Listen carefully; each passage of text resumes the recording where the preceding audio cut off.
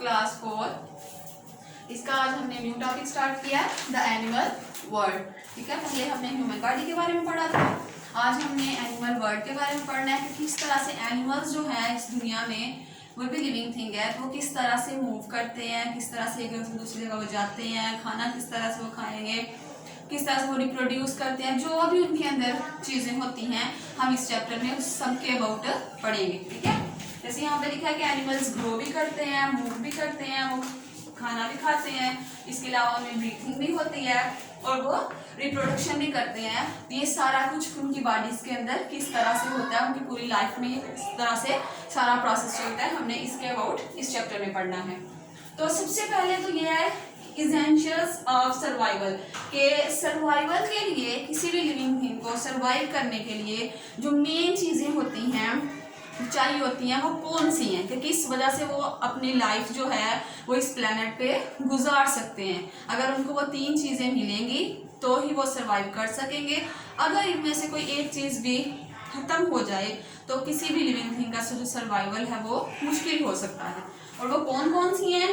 Water है, energy है जो कि हमें फूड से मिलती है, और इसके अलावा ऑक्सीजन जिसको हम एयर से ले रहे हैं। तो ये तीन चीज़ें हैं इम्पॉर्टेंट कि जिनकी वजह से हम लाइफ जो है हमारे प्लेनेट के ऊपर वो पॉसिबल है। अगर इनमें से किसी एक चीज़ को भी हम काट आउट कर दे तो जो लाइफ है वो पॉसिबल नहीं रहेगी।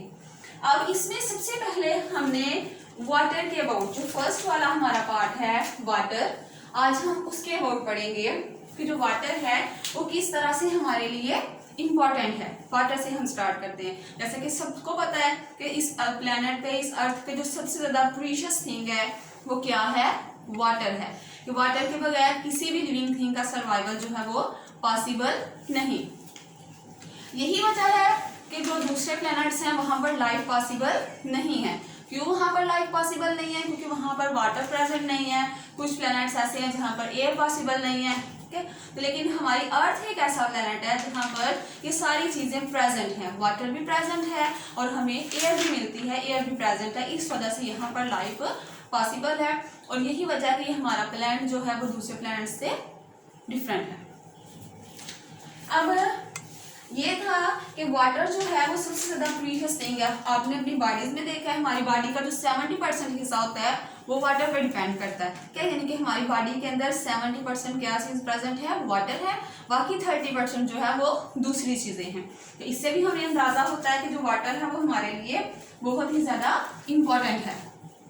अब आगे हम इसके बारे में थोड़ी और चीज़ें पढ़ते हैं कि जितनी भी लिविंग थिंग्स हैं वो वाटर के बगैर ज़्यादा देर तक सर्वाइव नहीं कर सकते। अगर किसी लिविंग थिंग को फूड जो है वो थोड़े दिनों तक ना मिले तो मे भी वो सर्वाइव कर सके, लेकिन अगर वाटर उनको ज़्यादा दिन तक ना मिले तो वो सर्वाइव नहीं कर सकते, क्योंकि वाटर जो है वो बहुत इम्पॉर्टेंट है।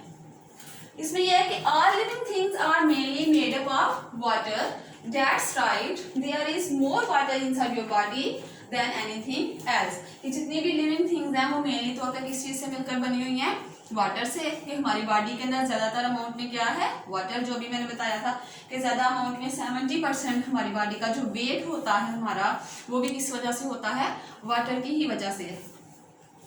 आगे नेक्स्ट है water helps move food and chemicals along your body. इसके अलावा जो हमारी बॉडी के अंदर फूड होता है, केमिकल्स होते हैं, जो फूड हम खाते हैं वो किस तरह से हमारे पूरे बॉडी पार्ट्स के अंदर मूव करता है? वो वाटर की वजह से। कि वो वाटर जो है वो ब्लड के अंदर भी जाके एब्जॉर्ब होता है और इस तरह से फिर क्या होता है पूरी बॉडी के अंदर हमारी फूड वगैरह केमिकल्स जो हैं वो वाटर की वजह से ही पहुँचाए जाते हैं।